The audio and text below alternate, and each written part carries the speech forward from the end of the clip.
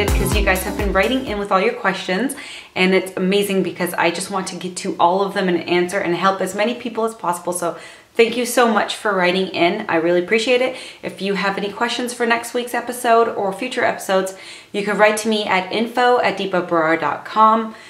The link will be in the description, and you can also tweet me or post something on my Instagram. However you want to reach out to me, just reach out to me and I will try to get to your answer as soon as possible. So today's answer comes from Gayatri. So she wants to know about transition colors and also about nude lipsticks for her skin tone. She's an NC45 in MAC terms.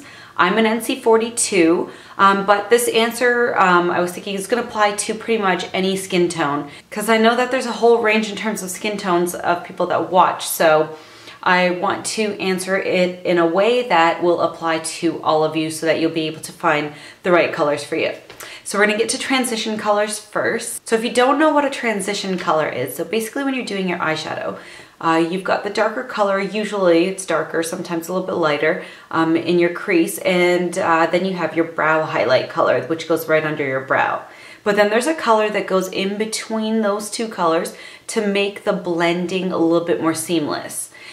So basically you won't see where the dark starts and stops, and you won't see where the highlight starts and stops, because you've got that color in between that's going to blend both colors and make it look like a gradient rather than dark and light. So basically when you're looking for a transition color, what you're going to start off with is your skin tone. So whatever is the color of your face, if you're an NC42, NC45, NC50, start off with that as a basis. Then what you're gonna do is you're gonna take that sort of beige brownish color and you're gonna add a little bit of warmth to it. So whether that be a little bit of an orange undertone or a little bit of a pink undertone, just give it a little bit of warmth, because I've seen transition colors that have a little bit of a grayer undertone, and I've tried the ones that are a little bit more just neutral. But the ones that have a little bit of warmth to them, I find just complement the eyes and the overall look better than any other transition color. And it also helps to just sort of brighten the overall look, and it brightens your eyes as well. So for some examples, you can, in talking in MAC terms, you can do something like, the range is sort of like going from MAC Soba, which is a very beige color. It doesn't have a ton of warmth to it, but it has maybe like a slight hint.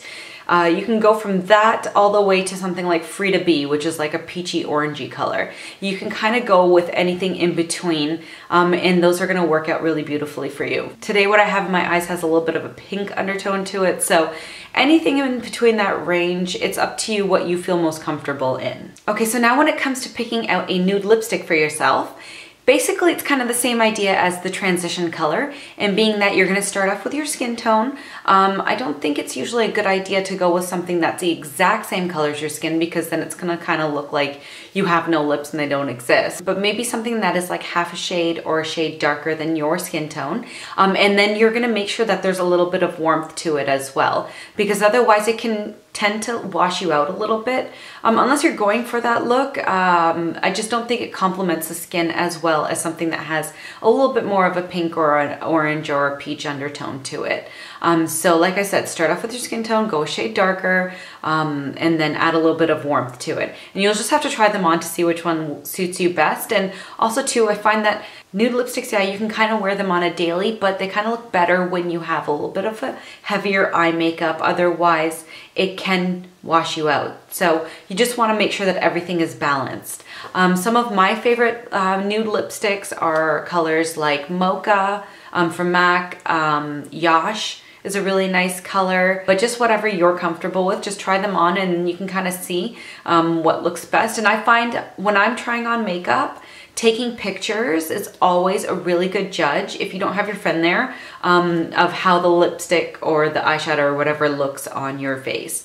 So when I go to MAC, I'll try on like 10 lipsticks and I'll take my camera out. I don't care who's watching. We all do it, and just take pictures and see, you know, go over the pictures afterwards and see which color looked better than the other color. So I hope this helped you guys, and thank you so much for writing in, and I will see you guys next week with another episode of Makeup Monday. And if you haven't already, please subscribe to my channel, and if you found that this Makeup Monday thing is helpful to you, please share it with all of your friends. I really appreciate it.